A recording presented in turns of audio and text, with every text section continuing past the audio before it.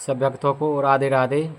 आप गीता का ज्ञान सुन रहे हैं तो आप 6वां अध्याय सुने और अपने जीवन को धन्य बनाएं और इसका उत्तर भी सुनें। जब तक आप उत्तर न सुनेंगे तो आपके कुछ समझ में नहीं आएगा कि उत्तर इसका 6वें अध्याय का क्या उत्तर है और इसका क्या लाभ है, कौन वैकुंठ गया कौन नरक गया। आखिरी उत्तर आप ज़रूर सुने, इसी के साथ में उत्तर आपको मिलेगा।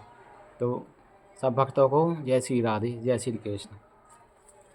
श्री भगवान जी बोले, हे अर्जुन, जिनको कर्म फल में आसक्ति नहीं और फिर भी कर्मों को करता है वह सन्यासी और योगी है। और जिनके हवन आदि भौतिक कर्म छोड़ दी है वह कदापि योगी नहीं है। हे अर्जुन, जिनको सन्यास कहते हैं उसी को कर्म योग जानो, क्योंकि संकल्पों के त्याग किए बिना कोई भी योगी नहीं हो सकता। जो ऋषि मुनि योग प्राप्त की इच्छा रखते हैं उनके लिए उनका साधन कर्म ही है, और उनके पूर्ण योगी होने पर उनका ज्ञान पूर्ण होने का साधन उनके चित्त का समाधान है। जब जब मनुष्य विषय और कर्मों की आसक्ति से छूट गया हो और संपूर्ण वासनाओं को उसने त्याग दिया हो, उसी समय वह योगारूढ़ कहा जाता है। आप भी अपना उद्धार करें और आत्मा को अनंत होने से रोकें, क्योंकि मनुष्य आप भी अपना मित्र है और शत्रु है। जिनने विवेक से अपना मन स्वाधीन कर लिया है स्वयं ही अपना हितकारी है, और जिनके विवेक का परित्याग कर दिया है वह स्वयं ही अपना शत्रु है। मन को जीतने वाले शांत स्वभाव मनुष्य, मन को जीतने वाले सबसे महान व्यक्ति है। धीरे धीरे भगवान कह रहे हैं, जय श्री राधे। को शांत उस सुख दुख मान और अपमान उनके होने पर भी बुद्धि अनंत स्थित। जय श्री राधे, जय श्री राधे। तो को शीत उत सुख दुख मान और अपमान करके दोनों पर भी बुद्धि अंत्य स्थित रहती है। जिनके ज्ञान विज्ञान में अपने अंतःकरण को दिष्ट कर लिया है, जो निर्विकार हो गया है, वही सच्चा योगी कहलाता है। सुहृदय मित्र शत्रु उदासीन द्रोही मध्यम दोष करने योग्य बंधु वर्ण साधु और पापी, इन सब में जो समान दृष्टि रखता है वही श्रेष्ठ है। योगी पुरुष को मन और आत्मा को अपने वश में करके वासनाओं तथा समस्त फिर पंचों को त्याग कर किसी एकांत स्थान में बैठकर निरंतर चित्त को समाधि में लगाना चाहिए। आत्म बुद्धि के लिए योग करना अति उत्तम है। शरीर मस्तक और गर्दन को सम करके अचल होकर स्थित होवे और अपनी नासिका के अग्रभाग को देखता हुआ सब दिशाओं से अपनी दृष्टि हटाए रहे। वह भय रहित होकर शांत चित्त से ब्रह्मचार्य व्रत का पालन करे। मन को रोककर मुझ में ही लीन होकर मन को योग में लगावे। इस प्रकार मन को वश में रखने वाले योगी को निरंतर योगाभ्यास करते रहने से मुझ में रहने वाले को निर्वाण पद की प्राप्ति होती है। हे अर्जुन, जो अधिक भोजन करता है या अनेक दिन उपवास करता है, जो बहुत देर सोता है, ज़्यादा सोना भी नहीं चाहिए भैया, जितना लगे उतना सोना चाहिए, जितना लगे उतना खाना चाहिए। जो जागता रहता है उसको योग प्राप्त नहीं होता। जो उपयुक्त आहार और विहार करता है तथा कर्मों का योग रीति से पालन करता है तथा जो यदा समय सोता और जागता है। योग ऐसे पुरुष को दुख मिटा देता है। तब संयम को प्राप्त हुआ चित्त अपनी आत्मा में हो जाता है और मन कामनाओं से निवृत्त हो जाता है। तभी योगी मोक्ष पद पा सकता है। जिन प्रकार वायु रहित स्थान में रखा हुआ दीपक चलामान नहीं होता, उसी प्रकार योगी अपने चित्त को निश्चय रखकर उनका संयम रखता है और अंतःकरण की समाधि लगाता है। जिस अवस्था में योगी अभ्यास के कारण चित्त का वेग रोककर विषय से पृथक होने लगता है और जब शुद्ध अंतःकरण में आत्मा को त्याग कर आत्मा में ही संकलित होता है, जिस अवस्था में वह अनंत सुख को इंद्रियों द्वारा जाना नहीं जा सकता, वरन केवल बुद्धि से ही जाना जाता है और सब में योगी अनुभव करता है। जो सब आत्म स्वरूप में स्थित हो उससे विचलित नहीं होता। इस अवस्था को पाकर फिर और कोई लाभ उनको अच्छा नहीं लगता और जहाँ स्थित होने पर और कोई बड़ा भारी दुख उनको वहाँ से चलायमान नहीं कर सकता।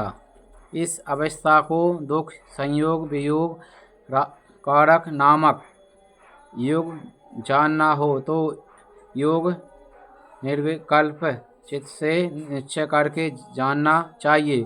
संकल्प से उत्पन्न होने वाला समस्त कामनाओं को त्याग कर और मन ही मन में सकल इंद्रियों को चारों ओर से रोककर धीर के साथ बुद्धि को अपने अधीन कर धीरे धीरे विषयों से दूर हटा ले और भली भांति मन को आत्मा में स्थित करके किसी वस्तु की इच्छा ना करे और चंचल मन जिधर जिधर जाए उधर से इसको हटाकर आत्मा के वश के करना चाहिए। इस प्रकार शांत चित्त को तथा रजोगुण के रहित निष्काम तथा ब्रह्म स्वरूप योगी को उत्तम सुख प्राप्त होता है। इस रीत से निरंतर योगाभ्यास करने वाले योगी समस्त पापों से छूटकर सहज ही उस परम सुख को पा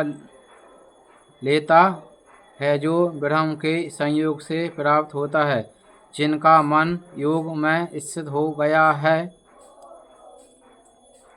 उनकी सृष्टि में सर्वज्ञ समान हो जाती है और जो सब प्राणियों में अपने को और अपने में सब प्राणियों को देखता है, जो सब प्राणियों में मुझको और मुझ में सब प्राणियों को देखता है, मैं उनमें अलग नहीं रहता और मुझ में वह अलग नहीं है। भगवान श्री कृष्ण कह रहे हैं अर्जुन जी से, जो सब प्राणियों मुझको देखता है वो मुझसे वो अलग नहीं है। ध्यान से सुने और समझे। रहता जो अधे भाव से रहता है सब प्राणियों में स्थित हो मेरा मनन करता है।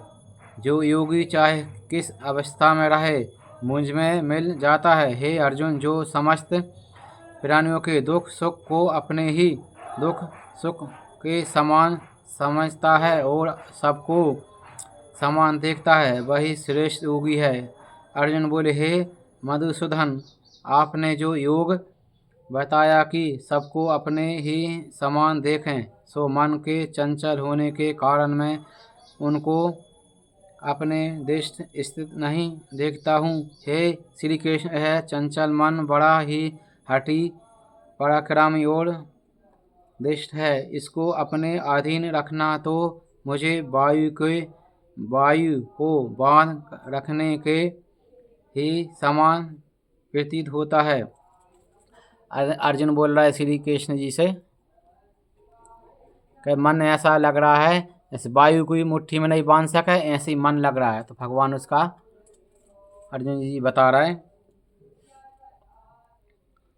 श्री कृष्ण भगवान ने कहा, हे महाबाहु, इसमें संदेह नहीं कि मन अति चंचल है और इसे वश में करना बड़ा ही कठिन है, तो भी ये कुंती पुत्र अभ्यास और वैराग से इसे वश में किया जा सकता है। जिनका मन वश में नहीं, उनको योग अति दुर्लभ है। अर्जुन ने कहा, हे श्री कृष्ण, जिसमें जिसमें श्रद्धा तो है पर योग प्राप्त करने में सफल नहीं हुआ, और जिनका चित्त योग से विचलित हो गया है, वह योग सिद्ध न पाने से किस गति को प्राप्त होता है।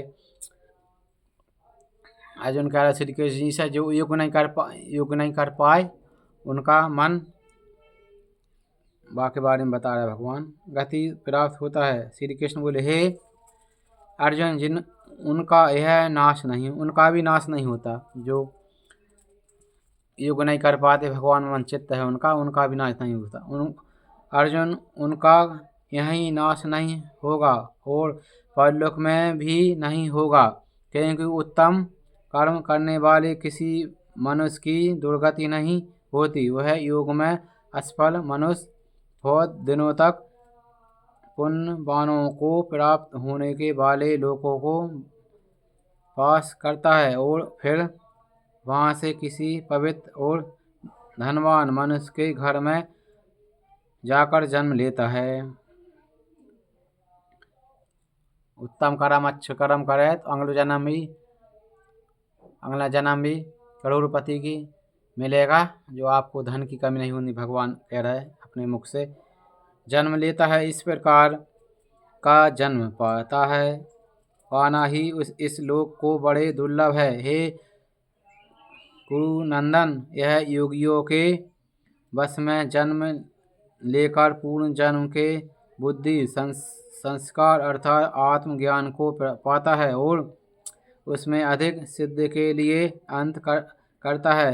पूर्व जन्म में किए योगाभ्यास के बल में अनेक विघ्नों के पड़ने पर भी वह मोक्ष को प्राप्त होता है। योग की केवल इच्छा ही है तो पुरुष शब्द ब्रह्म के परे जा पहुँचता है। जो बड़े परिक्रम और यज्ञ से योगाभ्यास करता है, वह पापों से छूट मोक्ष को पाता है। बड़े तपस्वियों से योगी श्रेष्ठ हैं, जो शुद्ध होकर अनेक जन्मों में परिश्रम करके सफल होता है, और इंद्रियों में ही योगी श्रेष्ठ है। इसलिए हे अर्जुन, तुम योगी बनो, केवल मुझ में ही मन लगाकर योग प्राप्ति के लिए जो मेरा भजन करता है, उनको समस्त योनियों में मैंने अत्यंत श्रेष्ठ माना है। अब इसका भगवान और श्री कृष्ण का गीता में जो आपने सुना, अब इसका उत्तर छठवें अध्याय का, आप जो छठवें अध्याय सुनना है, इसका उत्तर सुने। उत्तर न सुनेंगे जब तक आपको समझ में नहीं आएगा छठे का क्या उत्तर है, छठे अध्याय का क्या उत्तर है। सब भक्त ध्यानपूर्वक सुने और अपने जीवन को भगवान से जोड़े और जीवन सफल करे। मनुष्य तन लिया है, बार बार नहीं मिलता मनुष्य तन, तो आप ध्यानपूर्वक सुने और अपने जीवन को भगवान से जोड़े। भगवान जी बोले, हे लक्ष्मी, जब छठे अध्याय का महत्व सुन। गोदावरी नदी के तट पर एक नगर था। वहाँ जनसेतु राजा था, वह बड़े सर्वज्ञ था। एक दिन उस नगर में कई हंस उड़ते उड़ते आकर बैठे। उनमें से एक हंस बैठते ही उतावला हो उड़ गया। तब नगर के पंडितों ने कहा, हे हंस, तू ऐसा उतावला क्यों उड़ा है? क्या तू राजा जनसेतु से भी पहले ही स्वर्ग को जाना चाहता है? तब उन पक्षियों में जो सरदार था, उसने कहा, जिस राजा से भी बढ़कर एक रेयक मुनि श्रेष्ठ हैं, वह वैकुंठ का अधिकारी होवेगा। वैकुंठ लोक स्वर्ग से भी ऊंचा है। जब यह वार्ता राजा ने सुनी, तब मन में विचार किया कि मेरे से उसका पुण्य अधिक होगा जिनकी यह हंस स्तुति करते हैं। यह विचार कर राजा ने कहा चलकर उनके दर्शन करने चाहिए। तब राजा ने सारथी से रथ मंगवाकर उस पर बैठ प्रथम श्री काशी जी में जाकर गंगा स्नान कर ब्राह्मणों को दान दिए और विश्वनाथ शिव जी के दर्शन किए। फिर लोगों से पूछा, यहाँ रेयक मुनि रहते हैं? लोगों ने कहा, नहीं। तब राजा दक्षिण दिशा को गया, वहाँ भी स्नान ध्यान कर दान दिया और द्वारकानाथ को परसा। फिर लोगों से पूछा, यहाँ कोई रेयक मुनि रहते हैं? लोगों ने कहा, नहीं। तब राजा पश्चिमी दिशा को गया। राजा जहाँ जहाँ तीर्थों पर जावे, तहाँ तहाँ ही जा स्नान दान करे और रेयक मुनि को पूछे। फिर राजा ने उत्तर दिशा जो जाकर श्री बद्रीनारायण जी के परस कर रथ आगे बढ़ाया, तो रथ चले नहीं। तब राजा ने कहा, मैंने समस्त पृथ्वी का परिक्रमा की, परंतु किसी भी स्थान पर मेरा रथ नहीं अल्टा। यहाँ पर अल्टा है। इसमें प्रतीत होता है कि यह अवश्य ही कोई ऐसी पुण्यात्मा रहती है जिसके तेज से मेरा रथ नहीं चलता। तब राजा रथ से उतरकर आगे चला तो देखा कि पर्वत की कंदरा में मुनि बैठा है, जिसके तेज से सूर्य की किरणों से समान प्रकाश हो रहा है। तब राजा ने प्रकाश को देखते ही कहा, रेयक मुनि होंगे। तब राजा ने दंडवत कर चरण वंदना की तथा हाथ जोड़कर स्तुति की। तब मुनि ने राजा को आदर किया और कहा, हे पृथ्वीनाथ, तू चारों धाम का परम परसनहारा पुण्यात्मा है। तब राजा ने मुनि से पूछा, हे मुनिनाथ, आपका तेज ऐसा किसके बल से है? मुनि ने कहा, हे राजन, मैं नित्य प्रति गीता जी के छठे अध्याय का पाठ करता हूँ। इस कंदरा में इसी का प्रकाश है। यह सुनकर राजा ने अपने पुत्र को बुलाकर कहा, हे पुत्र, आज से तू राज कर, अब मैं तीर्थों को जाता हूँ। इतना कहकर राजा ने राज त्याग दिया और रेयक मुनि ने श्री गीता जी के छठे अध्याय का पाठ आरंभ कर दिया। तब यह राजा भी पाठ करने लगा, जिसके प्रताप से वह त्रिलोकदर्शी हो गया। दोनों को वन में रहते रहते कई वर्ष बीत गए। एक दिन प्राणायाम करके दोनों ने देह त्याग दी। तब स्वर्ग से विमान आए, जिस प्रकार वैकुंठ विमान आए, जिस पर बैठकर वे वैकुंठ को गए। छठवें अध्याय का इतना पुण्य है। हर अध्याय सुने, हर अध्याय का इतना पुण्य है कि वैकुंठ धाम मिल जाता है मनुष्य को। तो सब भक्त सुने और अपने जीवन को भगवान से जोड़े और सत्य पर चले, भगवान के वचनों पर चले। जय श्री राम, जय श्री राधे।